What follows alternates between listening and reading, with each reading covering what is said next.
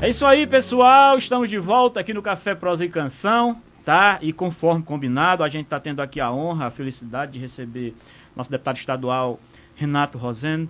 Deputado, é um prazer para a gente receber o senhor aqui, tá? Seja muito bem-vindo. Eu que agradeço, na verdade, eu peço desculpas se tiver um pequeno atraso. Eu estava numa reunião com os companheiros aqui do pessoal de Iguatu, né? Era importante ouvi-los e tal, sobre as nossas demandas, encaminhamentos, sugestões, né? Tem muita luta aqui em Iguatu, né? Bastante luta. Agora é necessário que essas lutas sejam também reconhecidas pelo poder público, né? Que são lutas por políticas sociais, né? Por moradia, segurança alimentar, a luta das mulheres, né, a luta, né, muito importante para nós, né, da saúde, né, muito especialmente sobre o hospital regional aqui de Iguatu, né, tem um movimento social importante, né, reclamando a reparação de direitos violados e que outras mães e pais e crianças não tenham direitos violados, né? Então, eu acho importante ouvir e dar encaminhamento. O que cabe a um parlamentar, né? Fazer o acolhimento, a escuta, fazer a denúncia e a articulação, né? Acho que isso é muito importante. Perfeito. Deputado, o senhor está desenvolvendo um projeto que é dentro da sua pauta, né, parlamentar, que é o Caravana das Lutas. Perfeito. Desde maio, de acordo com suas redes sociais, o senhor roda aí o estado do Ceará, não é? Em que consiste esse projeto? Qual o objetivo desse projeto? Bom, na verdade ele é de memória, reafirmação e gratidão, né? Eu estou no terceiro mandato, eu fui eleito em 14, sou servidor público federal, sou concursado, né, sou advogado, e em 14 eu fui eleito. Entre a eleição e a posse, que é em fevereiro de 15, eu percorri o estado todo numa caravana das lutas. Tem luta no estado todo. Tem luta no estado todo. Não é verdade que a sociedade está anestesiada, amorfa. Essas lutas estão muito desconectadas às vezes. Mas, por exemplo, você tem luta por saúde, por educação, por água, por terra, por agroecologia, né? A luta contra as opressões, a luta das mulheres, de negros e negras, LGBTs, idosos, criança, a luta do aposentado, do servidor público, do trabalhador do setor privado. Tem luta em todo canto. Então, assim, é uma sociedade que apesar de estar sendo muito polarizada, né, com valores antidireitos civis, antidireitos sociais, porque tem uma parcela da sociedade que é contra os direitos, né? Ela inclusive, é muito estranho, é uma parcela mais pauperizada que, ao invés de lutar para ter direitos, ela quer retirar os direitos que existem para uma elite que, obviamente, tem muitos privilégios, né, que sequer paga imposto, né? Bom, eu fiz isso em 14, 15 e agora, 24, 25, eu estou reiterando o compromisso. É claro que nesse ínterim eu fiz o Ceará diversas vezes, né? Inúmeras vezes. Daí a necessidade de a gente reiterar os nossos agradecimentos ao Ceará. Eu não sou um deputado de região, né? Eu não sou um deputado, por exemplo, é isso, assim, eu sou votado aqui, mas em 180 e tantos... Eu sou votado em 183 municípios, dos 184 municípios do Ceará, né? Esse voto capilarizado me obriga a estar em todos os lugares, né? Então isso às vezes é cansativo, né? Tem uma exaustão física, mas é necessário percorrer o estado, que é do tamanho de um país, né? O Ceará é uma vez e meia um país como Portugal, né? Então, por exemplo, né, do Camucim, a luta dos pescadores, no Cariri, a luta dos agricultores orgânicos, em Crateús, a luta contra a mineração, né? No Vale do Jaguaribe, a luta contra o agrotóxico, no Sertão Central, né? As lutas também da agricultura familiar, as lutas por moradia, né? E por saúde aqui, que eu já citei, as lutas pela prevenção à violência, à redução. Então tem luta em todo canto. Então um mandato é uma ferramenta do parlamento, que parla, portanto, né? Você, né, meu colega do direito, há de lembrar que a invenção do parlamento há 1000 anos atrás, né, é a invenção da ideia de que é necessário que algumas vozes representem, né, e que possam ser a representação da sociedade. Isso não limita a democracia direta, em que o próprio cidadão ele deve falar também. Então, estou fazendo isso, para mim é uma gratidão estar nos territórios, né, é muito importante estar nos territórios. Perfeito, deputado. Lógico que o senhor está percorrendo várias cidades e desde ontem o senhor se encontra no Iguatu. Qual é a avaliação que o senhor faz, tanto das cidades que o senhor já passou, sobretudo do Iguatu? Na verdade, eu acho que tem um problema digamos assim, da situação política de instabilidade, né? é muita instabilidade para um município tão estratégico, né? Há muita instabilidade política. Eu sou servidor público. Bom, um tema fundamental para as políticas públicas é que os servidores, inclusive, tenham estabilidade para trabalhar, né? Ontem mesmo a gente teve a notícia que o prefeito e o vice foram cassados. E aí a gente fica assim, e agora? E a partir de agora, como é que fica a situação? Né? Eu acho que gera instabilidade. Tem muita... É como se... Ontem eu ouvi uma expressão, a pessoa disse, é como se o palanque nunca ficasse desarmado, né? Ou seja... Fim da eleição, mantém-se a disputa, é uma disputa muito renhida. A questão é, onde fica o povo, os mais pobres, as classes populares, numa disputa tão renhida, né? Eu acho que é muito importante, aqui eu quero me solidarizar com os movimentos sociais e populares, eu quero me solidarizar com os trabalhadores e trabalhadoras, né? Com aqueles que dependem muito da estabilidade das políticas públicas, né? Muito recentemente houve uma greve dos servidores, né? Inclusive eu estou acompanhado aqui do Dauísio, né? Até convidá-lo aqui, porque para mim é muito importante reconhecer, eu como servidor público federal, reconhecer o valor dos servidores públicos municipais, né? Também quero me solidarizar com os e as pacientes familiares, né? No caso do Hospital Regional de Iguatu, né? Nós, na Comissão de Direitos Humanos, temos um procedimento aberto, acompanhando o Hospital Regional de Iguatu há muito tempo, né?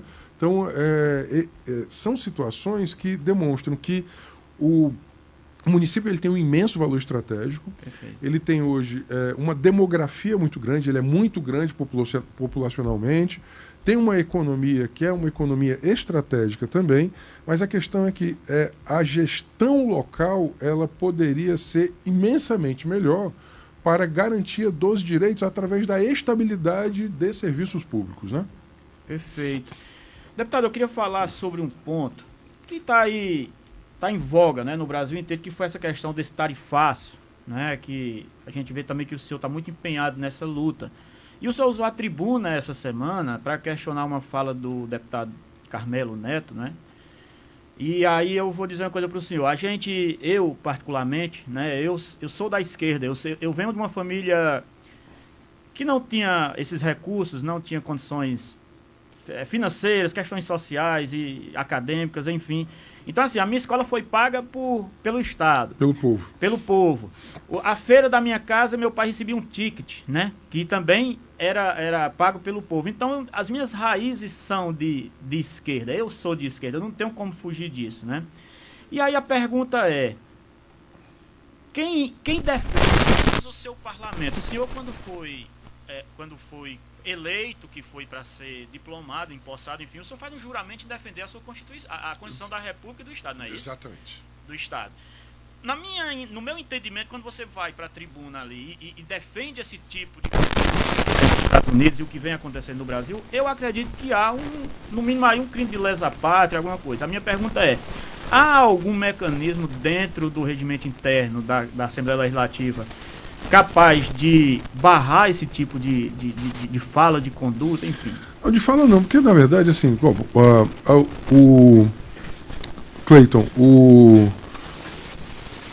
Cleiton, a imunidade parlamentar, né, sobretudo no exercício da tribuna, ela autoriza que o parlamentar, permite, né, que o parlamentar expresse esse tipo de opinião. Eu acho que o julgamento ele não deve se dar a partir do campo do jurídico judicial, no caso da conduta do parlamentar. Ele tem que se dar pelo sociopolítico. Perfeito. A sociedade e a política tem que fazer a avaliação. Veja, um parlamentar que vai para os Estados Unidos, como foi o Eduardo Bolsonaro, no exercício do mandato, para tramar contra a economia do seu próprio povo, ele obviamente ele tem que ter o julgamento das urnas. Eu acho que esse é o julgamento fundamental, né? Também. Ele, nesse caso, um pouco mais grave no caso do Eduardo Bolsonaro, porque ele está traindo e ele está desenvolvendo ações contrárias, né, ao seu próprio país. Esses outros parlamentares, né, que funcionam assim como válvulas de repetição, né, eles são, né, se você olhar assim de norte a sul, os parlamentares do bolsonarismo, eles ficaram muito atordoados, né, completamente atordoados, e eles estabelecem rigorosamente a mesma estratégia, né? Parece combinado, eu acho que tem algum nível de combinação. Eles querem tergiversar. Não, mas o Lula isso, o Lula aquilo, não, mas o... Então eles começam a falar de coisas que não tem nada a ver com a tarifa e que não tem nada a ver com o fato concreto. Bolsonaro, né, e o bolsonarismo urdiram um crime contra a economia nacional, que vão destruir milhares, centenas de milhares de empregos, né? Então eles urdiram isso. E eles foram pegos, né, esses parlamentares aqui, diante dessa situação. A família Bolsonaro urdiu um crime contra a economia nacional que pode vir a destruir milhares de empregos no Brasil. O que é que eles fazem? Em vez de enfrentar isso, né, e podiam inclusive enfrentar, dizer, olha, critico isso, não está certo. Não, eles querem sustentar, né, o crime de lesa pátria, tergiversando, inclusive, né? Então, adotam uma conduta, inclusive uma conduta que é patética, né? Ele diz assim, olha, tentando, inclusive, com arroubos, né? Com muita gritaria, né? Porque eles gritam bastante, com palavras de ódio, de violência, e não enfrentam aquilo que é verdade. O que é a verdade? Os Bolsonaro, sobretudo Eduardo Bolsonaro, trama um crime contra a economia nacional, junto com Trump, né? A carta de Trump, a única justificativa dele é dizer, eu quero a anistia de Bolsonaro. Veja, o Brasil tem lei, o Brasil tem Constituição, o Brasil tem separação dos poderes, né? Jair Bolsonaro está sendo indiciado e processado, foi indiciado e processado por tentativa de golpe de Estado. Ele fez lá a defesa dele, ele contratou o advogado que ele gostaria, está fazendo a defesa dele, vai ser julgado do ponto de vista judicial, e eu espero que ele seja responsabilizado, mas ele tem que ser julgado pela história também, porque todos os fatos, né, confluem para que haja, né, obviamente, um pensamento, né, de que ia uma consolidação, uma confirmação probatória de que ele, inclusive sendo o maior beneficiado pelo golpe de Estado que eles queriam fazer em 2022, né, participou, inclusive, do golpe. Mudou a minuta, né, do decreto do golpe, teve reuniões em que se falou sobre impedir a posse de Lula. Então tem farta prova. A questão é a seguinte, você que está me ouvindo, está ouvindo aqui o Cleiton, né? Eu não espero que você seja uma pessoa progressista de esquerda ou que tenha definições sobre isso.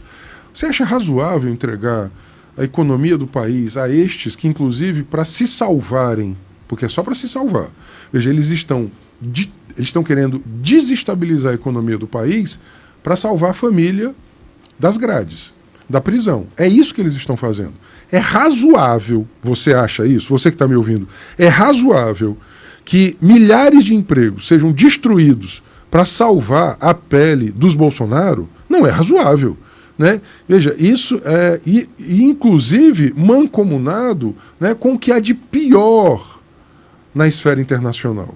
Né? Ele está vinculado a esses governos autoritários, como, por exemplo, da Hungria, né, da Arábia Saudita, o governo Trump, que tem feito Israel, que tem feito reiterados atos autoritários. Então, na verdade, o Brasil está sob ataque, né, do Bolsonaro com Trump.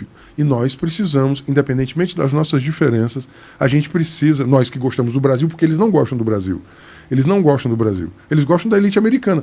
Vamos lembrar que vários desses parlamentares estavam torcendo pelo Trump na eleição, vestiram aquele bonezinho ridículo do Trump, foram para os Estados Unidos na posse. Vamos lembrar que o Bolsonaro bateu continência não para a bandeira americana, mas bateu continência para a bandeira dos Estados Unidos. Eles são lambibotas do Império Americano, né, estadunidense. O Brasil já foi um pouco mais altivo desse ponto de vista, né? Inclusive a direita brasileira já foi um pouco mais nacionalista. Cleiton, eles não são nacionalistas. Eles não são patriotas. Eles não são sequer patriotas, né?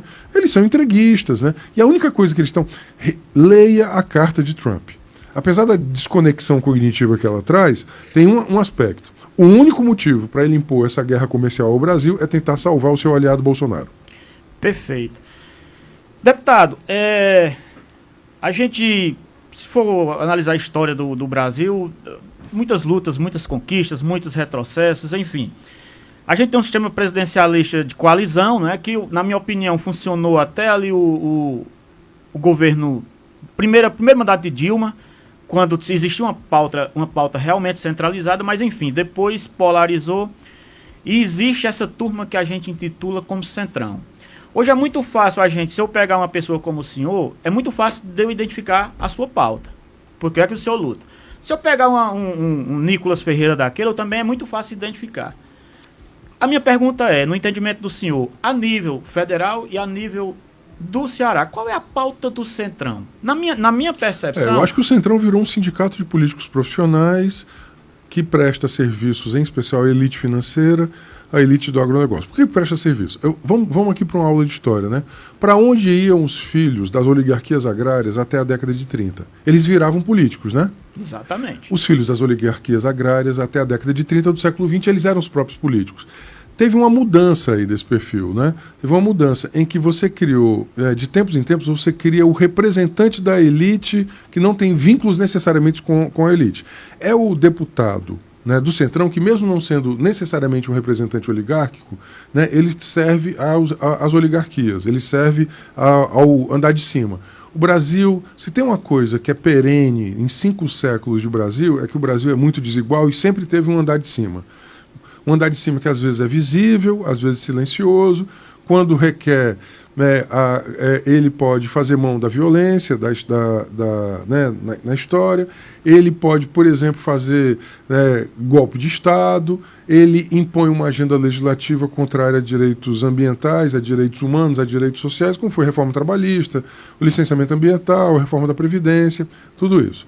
Bom, existe também a representação direta, né? Vamos lembrar que o número de fazendeiros, de grandes fazendeiros, no Congresso é gigantesco. Qual é a maior bancada do Congresso? Não é a bancada de partido A ou partido B, é a bancada do agronegócio. Essa é a maior bancada.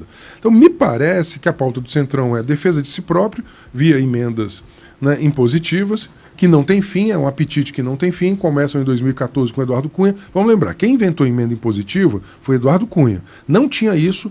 O Garibaldi Alves tentou fazer isso em 2010, não conseguiu. Em 2014, o Eduardo Cunha, né, de malsinada memória, né, e ele conseguiu impor essa derrota a Dilma naquele momento, que foi ali que começou o golpe. O golpe começa em 2014, avança em 2016. Depois vem Temer em 2017. E aí as emendas impositivas geram uma grande bola de neve, um apetite que não tem fim. O Brasil é hoje, eu sou servidor federal, sou da área de políticas sociais. O Brasil hoje bagunçou o planejamento público. Por quê? Porque, às vezes, um deputado ele tem mais recursos discricionários do que um ministério. Dependendo do tamanho do ministério. Os ministérios pequenos, que eu estou falando, é óbvio. Então, aí... Por exemplo, uma secretária da assistência liga e diz assim, chegou aqui uma emenda de um deputado federal para fazer um CRES em dezembro. Então, é óbvio que isso bagunça o planejamento público. Estava vendo outro município, um município de 15 mil habitantes recebe 5 ambulâncias. Será que isso era o planejamento do SUS? Será que não era melhor ampliar unidade básica de saúde? Será que não era melhor, por exemplo, fazer CAPES? Bom, isso é uma subversão em nome de interesses privados. Mas tem os interesses inconfessáveis, que são, na verdade, até confessáveis, né? Eu acho que a votação do IOF foi a votação que confessou os interesses, né? Vamos analisar o processo legislativo de dois processos legislativos. Um processo legislativo é o projeto de lei do governo Lula de isentar os mais pobres do IR, tirar quem ganha até R$5 mil do imposto de renda.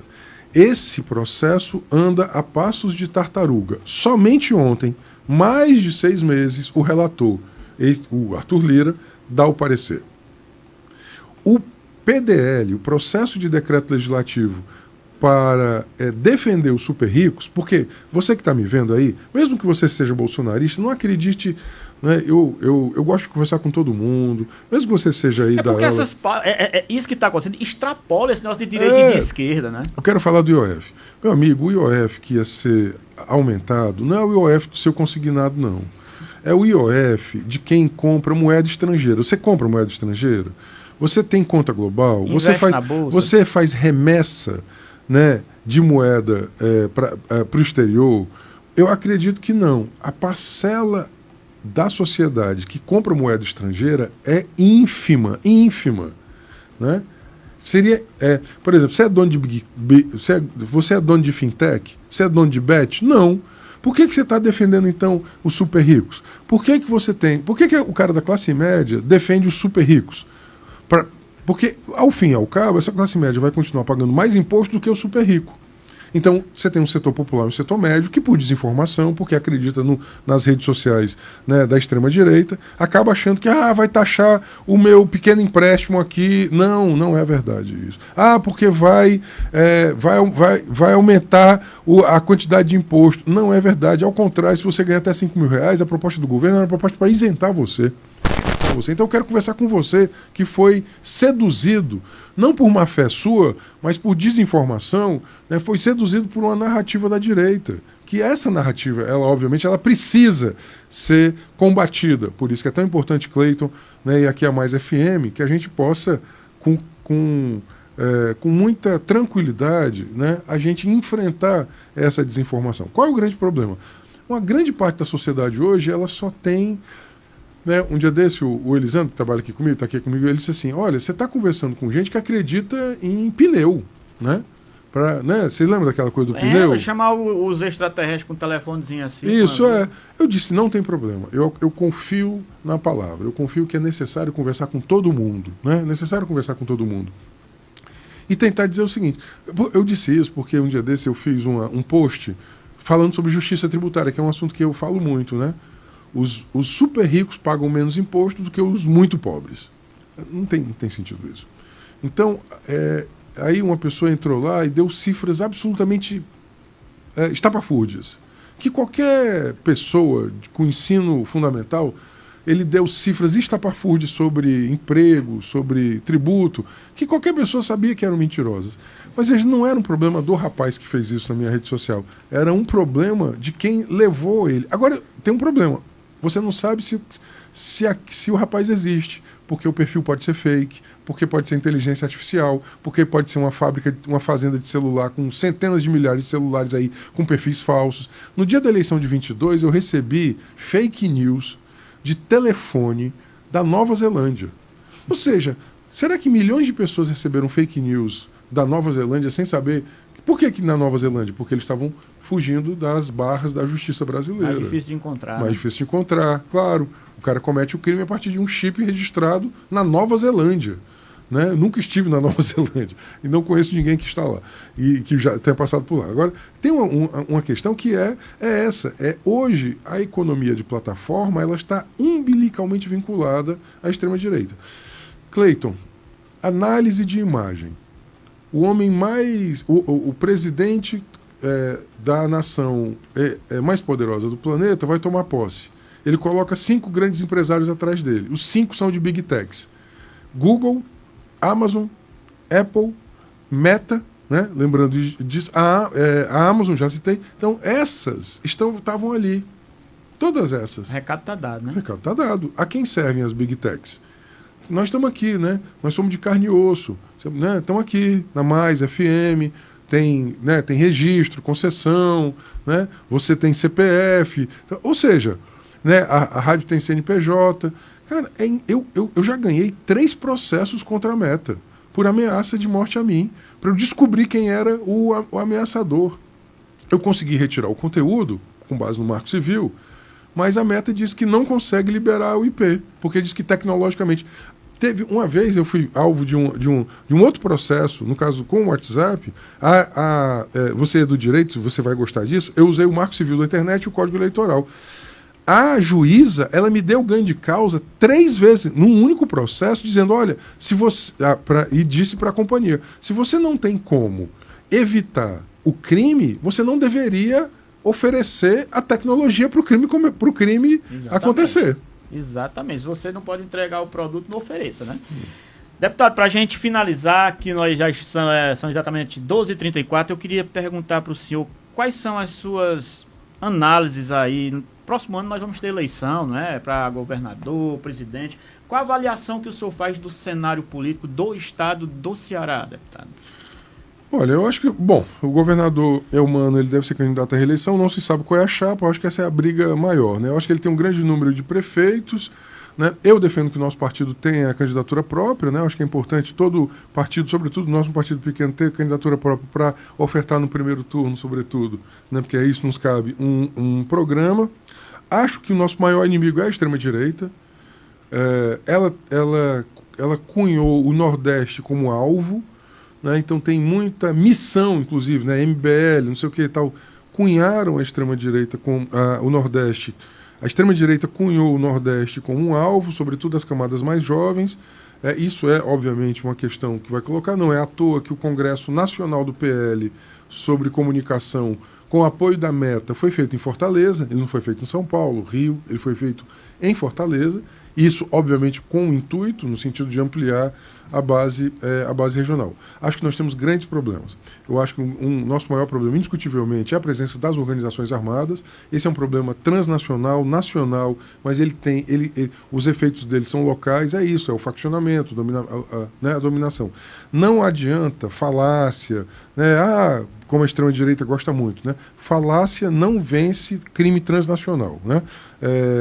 Isso é muito importante. Eles são rasos tecnicamente, essa extrema-direita ela não tem proposta para a segurança pública, só faz vídeo, faz muito vídeo, né? Inclusive, assim, você olha assim, ex-parlamentar que poderia contribuir muito para o debate, parece comentarista de programa policialesco, né? Porque ele fica dando... Desculpa te interromper, deputado. É isso. O senhor falou agora das Big Techs, e esses vídeos são impulsionados e milhões de reais são gastos nesses impulsionamentos, né? Esse problema do impulsionamento é um problema que a justiça tem que resolver, né? Porque, veja, se o cara tem milhões de reais impulsionando determinados conteúdos, ele vai ser, nas eleições, beneficiado por isso, né? E a gente não faz isso, né? Então, aí fica existe um princípio no direito eleitoral chamado paridade de armas, né?